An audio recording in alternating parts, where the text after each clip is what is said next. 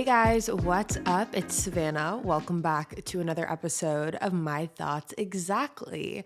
Thank you guys so much for tuning in with me today. If you're new here, hi, my name is Savannah. I'm the host of the My Thoughts Exactly podcast that we post every single Thursday on all podcast platforms and on YouTube as well. You guys, today is a very special episode of the My Thoughts Exactly podcast because this week is my birthday week. I turn 26 years old. 26 freaking years old on Saturday, January 14th. And I have been thinking about this a lot recently because I feel like with 26, I don't know, in comparison to other birthdays, I feel like I know some people are birthday people, some people aren't birthday people. Personally, for me, I definitely am a birthday type of person. But as I grow older with each year that comes, I've noticed that I try not to make as big of a deal about my birthday, even though I love birthdays and I'm such a birthday person. For me specifically in my own birthday, over the years, I haven't really, made a super big deal about it. However, 26 is one of those ones where you really can't turn away from it. 26 is the year where you get health insurance. 26 is the year where you can't really hide around your age anymore. And I'm sure in 10 years, I will be praying to be 26 again.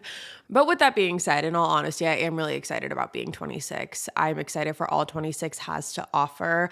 Because my birthday is so close to the new year, you have like 2 weeks into the new year and then my birthday. Each birthday really does feel like a whole new version of myself because I feel like since it is so close to New Year's, everyone has their resolutions and their goals. And so with my birthday being so close to New Year's, I'm still so focused on those goals and resolutions at this point in time. Ask me in 3 months, it may be different. But as of right now, I still am super focused on those goals and resolutions. And so going into 26, still with that determination and motivated mindset has always been something that is really helpful for me and something that I really like about having a January birthday. I would definitely say I totally embody everything that a Capricorn stands for. When it comes to astrology, I feel like it's very hit or miss. Sometimes I'm totally in it. Sometimes I'm like, it's just a foreign language to me. But I will say over the years and learning more about being a Capricorn, which I never really liked, by the way. I never liked being a Capricorn because I never liked the name Capricorn. It just never, I feel like everyone else got such a cool name, like Scorpio, that's such a cool name, or Leo, or Gemini, even though they don't get the best rep. But like the name itself is so cool. And then I got stuck with Capricorn and I just never liked it. However, after the past couple years getting, more in tune with what that really means versus what the name is, I totally think that I embody everything that a Capricorn stands for. What I do know about Capricorns is I think if anyone is into astrology, the first thing that they'll tell you is Capricorns are very work-oriented. And I think that that is very true. If you know me, you know that I am a workaholic. I'm always working on something. Also, I'm a very type A organized person. I don't really, when it comes to emotions, those aren't my strong suit. So little things like that, I think that those types of things I definitely resonate with. But I have learned to love being a Capricorn. I really have. And so even though I might not be completely head over heels into astrology, I can definitely respect being a Capricorn. And I like it. I have grown to really like it. But today, you guys, as you can tell by the title of today's episode, I thought since this is my birthday week, I'm turning 26, what better way to go into this era, this new 26-year-old era, than reflecting on the past 26 years almost and telling you guys the 26 things that I have learned. This is kind of the notes that I wish I could tell my 16-year-old self because I have a whole list of 26 that we're going to go through. When I was writing up this list, I definitely was thinking about it in the mindset of what would 15-year-old Savannah need to hear? And that's a lot of things. That is a very daunting and lengthy list, but I was able to compile it into 26 things that really have helped me grow over the past couple years and helped shape me into the person that I am.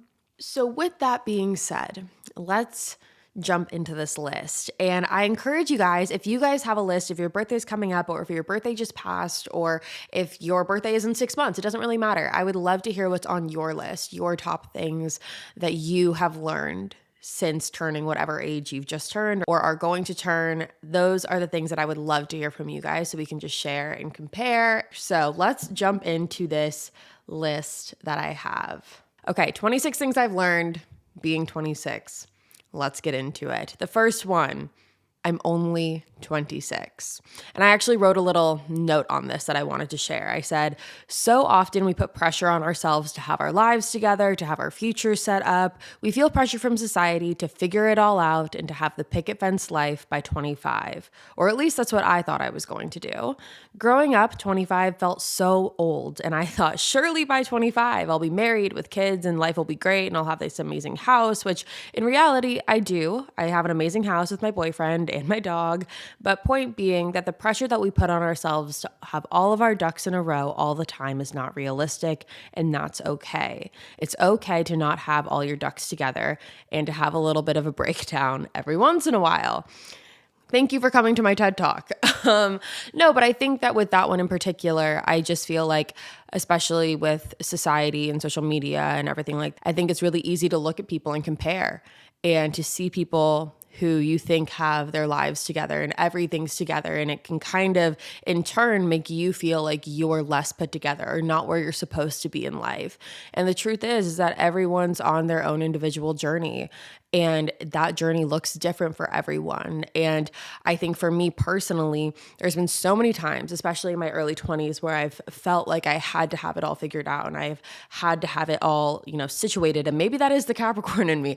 I don't know. But, when I have those thoughts and feelings, I can oftentimes get, anxiety and stressed and whatever. And I have to take a deep breath and remind myself, and I've had to have others remind me too, that I'm only 25, 26, I don't have to have it all figured out right now. I'm not supposed to have it all figured out right now. And I still hopefully have so much left in life to learn.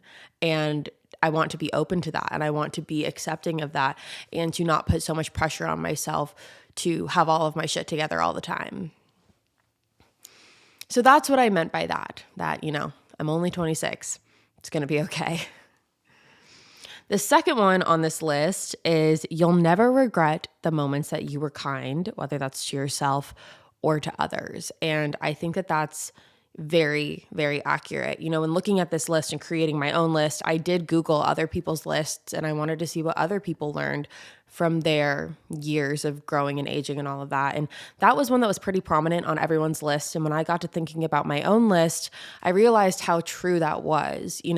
I think so often the easiest thing to do to ourselves is to be critical, which I feel like is kind of ironic because I feel like what you would think would be the easiest thing to do is to be kind to yourself and to others and be nice to yourself, to compliment yourself and compliment others. But I feel like as a society, a lot of times we've trained our brains to be so hypercritical of ourselves and of others. And something that I've learned over the years, as well as something that I want to implement in 2023, we talked about this when talking about, resolutions and goals and all of that, is to be kinder to myself and to others. I feel like I am very kind to other people, and not to toot my own horn or anything. That sounds but that's the thing. I want to allow myself to take a compliment for myself. That was a perfect example right there. Because even though I do try to spread kindness to others whenever I can, I think it's equally as important to spread kindness to myself and to realize that, this is the one life that I have. This is the one body that I have. This is the one, soul that I've been given, and to take care of it and to cherish it and to be nice to myself, because you truthfully will never regret being kind. Even in the instances where there's other people involved and sometimes you really just want to say something nasty, or you want to twist the knife a little bit, or you feel like, you want to just not say the nicest thing, because we've all been there. I think that you'll never regret being the bigger person. You'll never regret walking away from those types of situations. You'll never regret just killing them with a little bit of kindness. Okay, number 3, quality over quantity with everything in life. So when I wrote that one down, I did truthfully mean it, like I said, with everything in life, everything from my relationships to my friendships to, what food I'm eating to what clothes I'm buying. I really struggle with the clothes element one, which kind of can seem superficial. But when I was thinking about that, I think that I don't know if this is just like a society thing. I know it's not just a me thing, but I really struggle with the balance of, having core quality pieces of, jeans or sweaters or shirts or whatever it is, rather than, a bunch of stuff from Amazon because it's cheap and it's easy and whatnot. So I'm trying to find the balance between that quality over quantity. Right now, I'm definitely in the quantity phase because my closet is overflowing. But especially when it comes to friendships, I talked about this a while ago too on a recent episode that I am in the phase of my life where quality of people means so much more to me than the quantity. If you would have asked me maybe like 5 or 6 years ago, I probably would have told you that I want to have a bunch of friends and have a big friend group and all of those things, which sound great and appealing. And for some people, that is what they like, which is totally fine. But for me, I've found that I thrive more in an environment where the quality of people that I'm around is better than the quantity. So I'd rather have 2, 1, 3, whatever, like stand out quality, amazing friends in my life rather than 15 that I don't really talk to that really wouldn't care if I drove off a cliff tomorrow. Like that's the reality of the fact. And I think that luckily I'm at a stage in my life where I truthfully believe that I've found that for the first time in a really long time. I feel like I have a really good quality group of friends and it's something that I'm really grateful for. Like I said, I haven't been able to say that I've had that in a while, and it's something that I'm really excited about. So that's something that I've definitely learned throughout the years is that it's quality over quantity for me in all aspects. So that's number 3 on the list. Number 4, everything is prettier on Instagram. This kind of goes back to the first one about I'm only 26. I think we all know that Instagram is a highlight reel. And as much as we hear that constantly, I feel like I've heard so many, content creators, especially in the past couple months, reiterate like Instagram's only a highlight reel and this is the real me, and they post a picture of them crying and, whatever, like do what you got to do.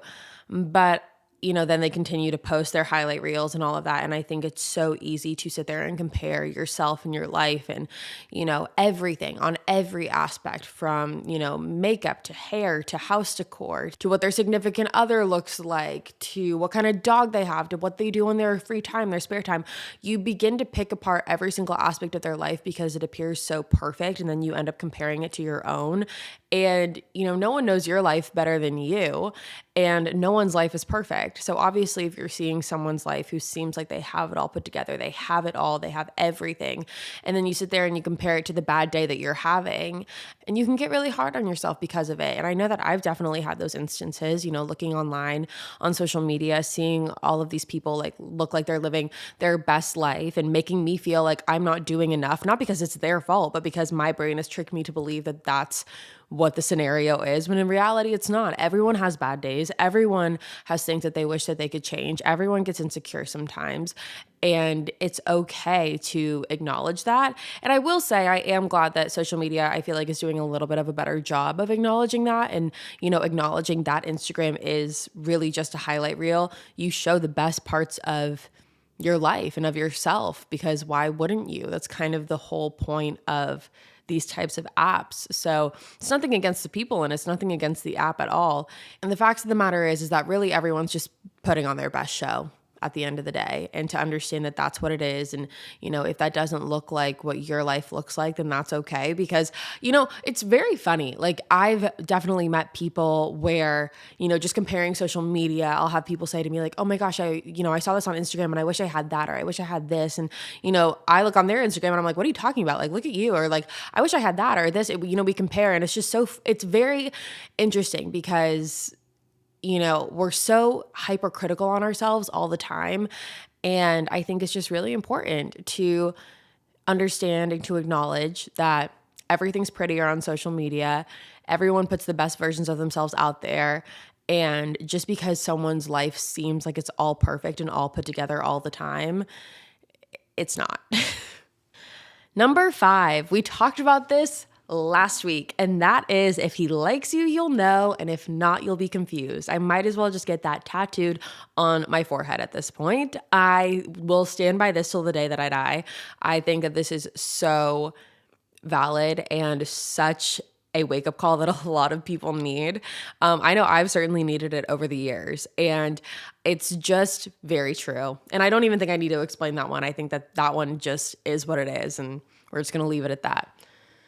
Number 6 is no one is going to set boundaries for you. Over the past couple years, I have definitely struggled with setting boundaries and almost painting myself as the victim when those boundaries that I really didn't set were not respected. A lot of times I just expected people to understand what those boundaries would be without properly explaining them. And it wasn't until I actually started setting concrete boundaries in my life that those boundaries actually began being followed and I actually would stick to them. This goes in friendships, relationships, family, whatever. It doesn't matter. Like, if you have a boundary, it is your responsibility to communicate what that boundary is to whoever you're setting that boundary for. And along with that, just a little side note on that is the power in saying no. I think so many times over the past couple of years, I've said yes out of the fear of disappointing other people or out of the fear of, getting excluded the next time or whatever it is. And at the end of the day, there is so much power in saying no. If you want to say no to something, say no. Set your boundary. Number 7, it's okay to miss people who have wronged you. We've talked about this a lot in Heartbreak Pep Talks about how when you end something with someone, the automatic reaction or the reaction that people think you're supposed to have or the reaction that we've seen in TV, movies, and media and things like that is automatic hatred. Like, oh my God, I hate you. I'm never going to talk to you again. Like that whole vibe around it. And it's expected to last forever. In reality, that's not how it works. In reality, there's going to be points where you miss the person. And in reality, there's going to be points where you stay up at night thinking about them or you break down crying about them. And you're going to get mad at yourself for doing so, especially if they have wronged you. But I think that something that I have learned is that you need to be able to accept all of the emotions that come with some sort of heartbreak or friendship breakup or whatever. If someone has wronged you and you remove yourself from the situation, grief comes in so many stages, and that's really what you're doing. You're grieving a relationship.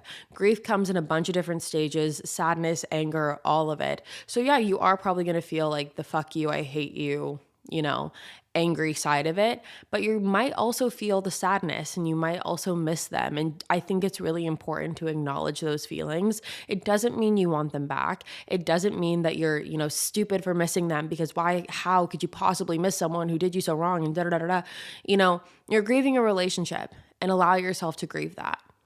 Number 8, no one cares about you nearly as much as you think they do. I know this one sounds harsh, but hear me out.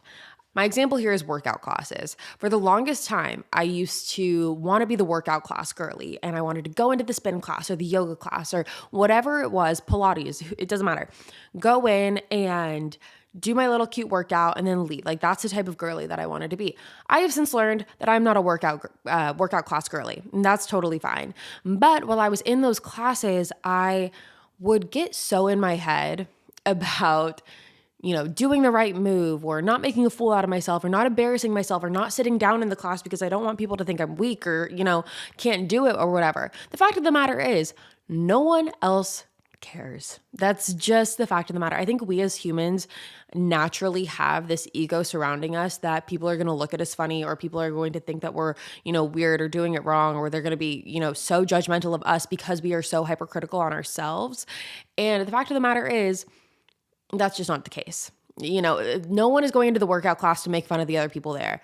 And if they are, then they have a serious mental condition. But I think that, it's just important to remind yourself to let loose a little, to live a little, to allow yourself to be in the moment and not be so stressed around looking around and, making sure that no one's watching you or no one's looking at you funny. Same thing. Like I know I've been in situations with friends, we go out to the bar, we go, dancing and they just can't let loose a little bit because, they look around, or they're worried that people are watching them or going to make fun of them or whatever it is. And then we have conversations and they're like, oh, like I wish I could just not care, or I wish I could just let loose a little bit. And so that's something that I've definitely learned, because I've been a victim of it as well, is that no one cares. More than likely, no one's watching you, and more than likely, no one's judging you. And I can almost promise you that no one else cares about it as much as you do. So just let loose a little bit. Number 9 is that you're never stuck. Now, this is one that I have learned more recently, probably within the past 3 or 4 years. So I don't know if it's that recent, but it's definitely one that, I think so often we can get into instances, whether that be our jobs or our living situations, or, wanting to travel or wanting to move, or relationships or friendships or whatever. If we're in a bad situation, we oftentimes feel like we are stuck in that situation. And the beautiful thing about life that I have learned is you get, and this is so fucking cliche, but there's a reason it's cliche, because you get to change your story at any time. Obviously, I know that there are, interfering factors sometimes when it comes to finances and jobs and things like that. But the fact of the matter is that you are never stuck. At any point, you can really change your life. If you decide you want to move across the country next week, more than likely you probably would figure out a way to do it. Like, you're never, ever stuck. And I think that's something that I have had to learn, because I'm someone who, I'm a control freak. Like, we know this. And a lot of times when I feel like I don't have any control, I feel really stuck. But the fact of the matter is that I'm never stuck. I'm always able to move. I'm always able to change my environment. And that's something that I never really noticed or learned until I moved to Nashville. When I was living in San Diego, I kind of just felt like I was living the same day over and over and over again. And I just kind of felt stuck. And then one day I woke up and I was like, I want to move to Nashville. And I had been saying that for so long, and I was just kept putting it off. And I was like, I'm not waiting anymore. Like, I'm not going to be doing this anymore. I'm leaving. I'm moving. And that's exactly what I did. Number 10 is you'll never regret saying how you feel. Now, this one needs to come with a disclaimer, because I know that I've been in many situations where I do regret saying how I feel, not because I didn't mean it, but because of the situation and circumstance in which those things were said. And I'm basically just referring to drunken nights. And, they say that drunk words are sober thoughts. I've said a lot of stupid shit drunk. And I think that a lot of other people are guilty of that as well. And then we wake up and we're like, why did we ever say that? So I don't necessarily mean that, but I do mean, having a controlled conversation, a coherent conversation, and a conversation where you speak your mind and speak your truth and, tell your side. I don't think you're ever going to regret that. And I'm not going to get too ahead of myself on why I think that, because there's a couple more points in this list that kind of reiterate that. So we'll just wait till then. Number 11 is to have a glass of water between every drink, obviously alcoholic drink. So drink water, drink water, drink water. So that's my motto. You don't have to listen to that, but it works for me. Number 12, there is nothing the 10-minute version of All Too Well can't fix. Okay, if you are going through a crisis, and if you don't like Taylor Swift, then yeah, there's probably, the 10-minute version is probably not going to fix anything. But if you're a Taylor Swift fan, if you are a Swiftie and you're in a crisis, play the 10-minute version of All Too Well. Scream it. Tell me it doesn't fix it, or at least help, or make you feel better. Number 13, it's important to have a life outside of work. Hello, I'm a Capricorn. Nice to meet you. Like I mentioned earlier, definitely a little bit of a workaholic, and I like to add unnecessary workloads all the time. And I know that this is different for everyone, but because I started social media in 2017 and I was doing vlogs and lifestyle and all of that, it was really easy to merge my life and work, and so much so that my life became work, but also work became my life, because I was just documenting my life 24/7, and I didn't really have I didn't do a good job at compartmentalizing everything. Now I feel like I have a better balance at that and have a better balance of when to put the work away. So that has been something that I've definitely had to learn. But at the same time, I don't think I'm ever going to stop working. Like, I have this conversation with Hayden a lot, and he's like, do you think you're ever going to stop? And I can't see a life where I stop working no matter what. But I think that it's just important to be able to know when to put it down. I know a lot of people don't have this problem because a lot of people really don't like their jobs, and a lot of people just want to get done and want to be over it and whatever. Luckily for me, I'm very fortunate where I love my job. And so it's hard for me to stop because also I have this idea that there's always more that I could do. Like, if I am, done with my thoughts exactly, I might as well get ahead on a Killer Instinct case, or I might as well just vlog because, I'm not really doing much. So I might just, start filming again. There's just all the things that I think I always should be doing. So I'm very lucky and very privileged because I love what I do, but I think it's important to know when to put it away too. Number 14, book the trip. The money comes back, but the memories will not.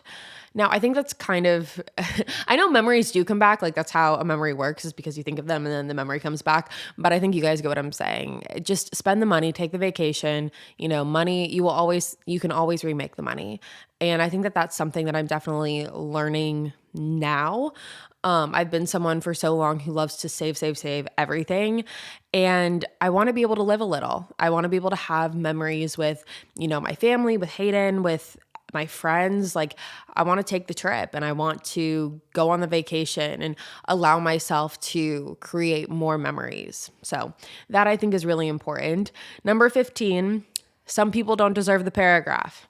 This is very accurate. I think that there's been so many times in my life where I've written out the longest fucking essay you have ever seen because I'm like, he's going to understand now how I feel and he treated me so wrong and da-da-da-da-da. The fact of the matter is I wasn't even doing it for that purpose. Like, I wasn't doing it for me. I was doing it for a reaction. I was doing it for, the off chance that seeing this paragraph in this essay, reading all of this would make him understand, like, how he did me so wrong and this is how I feel and now he's going to come back and whatever. It's never going to happen. And it shouldn't happen. That's where we start. That should not happen. The second factor of that is you're not doing it for the right purpose. I feel that a lot of times with other people, like my friends as well, when they talk about sending the paragraph, it's like, you don't really want to send it for yourself. You want to send it because you want to get a reaction out of the other person. And if that's the case, then you're not doing yourself nor the other person any favors, because you're just going to be left disappointed because no reaction is going to be the right reaction that you want. And so don't send the paragraph. It's just not worth it. If you want it, send it in your notes, print it out, light it on fire. There you go. Number 16, pretending that you don't care is only doing yourself a disservice. Now, this kind of goes back to always say how you feel and whatnot. If you don't say how you feel, this is just in my experience. If you don't say how you feel, it's going to all bottle up and it's going to come out at the worst, most inconvenient times, usually when you're drunk. That's why they say the whole drunk word, sober thoughts, all of that. But I remember from probably 16 to 23, maybe even 24, I had the biggest I don't give a fuck attitude. You guys can go back and look at my old videos and watch it. Like, it's so prevalent. It's so clear. I've said it a million times. It's like, oh, I don't give a fuck. Like, da-da-da-da-da. It's just not true. You're not cool because you don't care. And you're also lying because you do care. So not only are you just not cool at this point, you're also a liar. So that's just, to me, again, you're not doing yourself any favors. You're not doing anyone else any favors. Not that anyone else deserves it, but more specifically yourself. You're not doing yourself any favors by pretending that you don't care, because when that happens, you're just not addressing your emotions. And so you're only delaying yourself from becoming emotionally intelligent enough to grasp those emotions and to properly process them and deal with them. So acknowledge that you care when you do, and acknowledge your emotions. It's just better for everyone. Wake up and make the bed. I don't know about you guys. Whenever I wake up and make the bed, my day is good. I have a good day. I feel organized. I feel productive. Whenever I don't make the bed, it's just an off day. I woke up and made the bed this morning, and it is hard sometimes. I don't know why. I used to never think it was hard to, make my bed and whatnot. But now, because I live in a house where, I have a 2-story house. I have upstairs, downstairs, obviously. So I don't have to go upstairs and see my bed until I go to sleep again. So for my mind, sometimes it's like out of sight, out of mind. But when you make your bed, it's like just a good start to your day. You're setting yourself up for success because if you didn't do anything that day, at least you made your bed. Okay, 18. Tequila before vodka, but wine before all of it. I'm not a vodka person. I've learned that the past couple of years. Vodka turns me into a bitch. I like tequila. I don't like the taste of tequila, but I like what tequila does to me. So I enjoy tequila. But wine is my best friend out of all of them. It tastes better to me, at least personally. There's more options. There's white, there's red, rosé, sparkling. It's good. I'm a wine girly. Number 19, celebrate the small victories. To me personally, I feel like the small victories are equally as important as the larger ones. I know so many people, including Hayden sometimes, like he'll do something small and I'll like congratulate him or acknowledge it or whatnot. And he's like, it's not a big deal. It's just, this or that or whatnot. And I don't know. I think that it's so important to acknowledge the little wins because life is fucking hard and you deserve to be praised wherever you can be. Number 20, people either give you energy or they take it away from you. So choose wisely.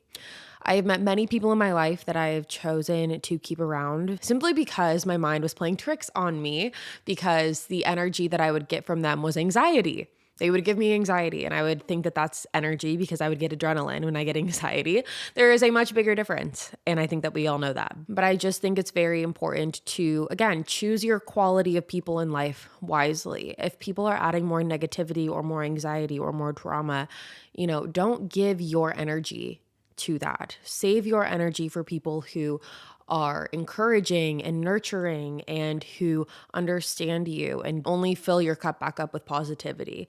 Number 21, which kind of goes hand in hand with number 20, be the person who gives the energy and doesn't take it. Listen to people, make them feel seen and heard and understood. This is definitely something that I've been trying to implement more and more, especially within the past year.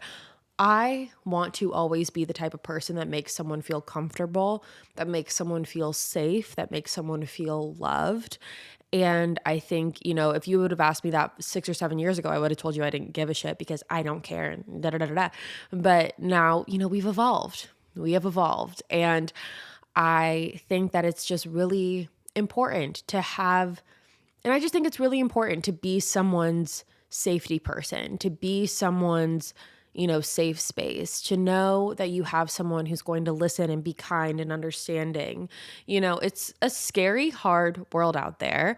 And if you have people in your life who you can connect with and know that are going to be there for you no matter what, I think that that's something that's priceless, really. And so I always just try to be that person for other people. Number 22. You can't control everything. Again, hi, I'm a Capricorn. Nice to meet you. I am a big, big control freak. And if I can't control things, I get anxiety. However, over the past, I would say year, I have become, or at least I have attempted to release my grip on control a little bit and to just accept what the world has to offer, which if you would have asked me 2 years ago if that would be my mindset, I would have told you are absolutely out of your mind. Because again, I thrive off of control. And when I feel like I have control over a situation, I feel like I know what's going to come next. There's no change, nothing bad is going to happen, or at least I've convinced my mind of that. So it's just really important to recognize that you're not going to be able to control everything in life. And there are certain things that you can control and to hone in on those things. But for the things that you can't, there's nothing you can do about it. And that was a really hard phrase for me to come to grips with because so many people would always tell me, we're like, there's nothing you can do. Like, what can you really do? There's nothing you can do about it. And I used to literally lose my mind at that phrase because I would try and figure out a way where I could do something about it. And that just was not happening. And I used to think that there would be catastrophic destruction if I let go of control. Because if I didn't have control on everything, like how was my life going to go and whatnot? I'm here to report that I have let go of control and my life is honestly probably better than ever in terms of my mental sanity, anxiety, all of that. Number 23, eat the cake. We hear this all the time. And I'm someone who's definitely guilty of this, going out to restaurants or ordering food or making food or anything like that. I'm always someone who's like, oh, I'm not going to get that because it has, this one ingredient that is bad for me. Or, oh, I'm not going to get that because I had pasta yesterday and I don't want to have carbs again or whatnot. And I think that it's always important to be conscious and to be, aware of what you're consuming and whatnot. However, I also think it's important to treat yourself. You can go to the gym in the morning, you can go for a run right after. But if I'm out at a restaurant or if I'm, passing an ice cream shop and like I want it, I'm going to have it because I just feel like life is too short. And at the end of my life, I don't want to sit there and be like, what's your biggest regret? And have me say like, I wish I ate more pasta or I wish I had that ice cream. That would literally, I think that would kill me before whatever actually ends up doing it would. So something that I've learned more recently is this one has honestly probably been the most recent, probably in the past couple months. Like I'm going to indulge and I'm going to allow myself to indulge and I'm not going to feel guilty about it. Number 24, always take more photos. This is a resolution that I have this year too, is to take more pictures. I was just talking to my mom like 2 weeks ago after I came home from San Diego for Christmas, and we were talking about how we never have any pictures. Her and I never take any pictures. And that's because we're both very guilty of this idea of like, oh, I don't want to get in the picture. Like I look bad, or I don't want to get in the picture. Like I don't like this angle. And it's like, get in the fucking photo, because I never regret being in the picture or taking the picture, anything like that. And yeah, not every picture is going to be the best, Instagram worthy post, but I just think it's so important to have pictures to look back on, to have those memories and things like that. So I think that is really important, to just capture the memory, capture the moment to the best that you can, and to take more pictures.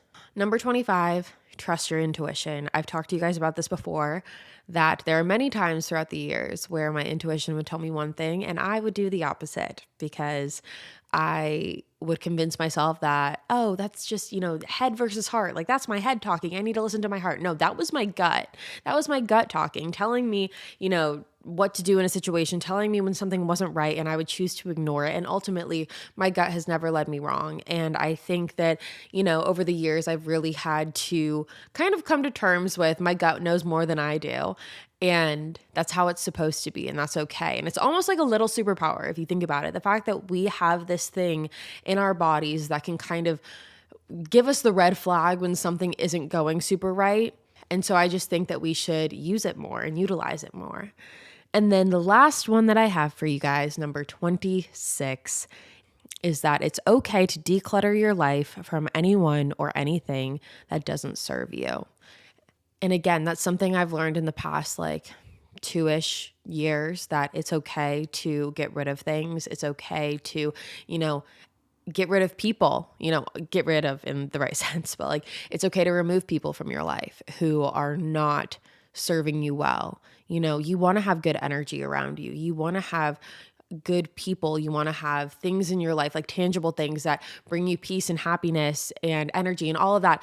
And if you are surrounding yourself with negativity, if you are surrounding yourself with bad reminders or reminders of something that doesn't make you feel good, like it's okay to get rid of those things. And I think for a long time, when it comes to people in particular, I would again keep people around just because I wasn't particular with my energy, not even because they were bad people. It was just because they weren't serving me well. And I was not particular with who I gave my energy to. And I was just kind of giving it here, giving it there, whatever.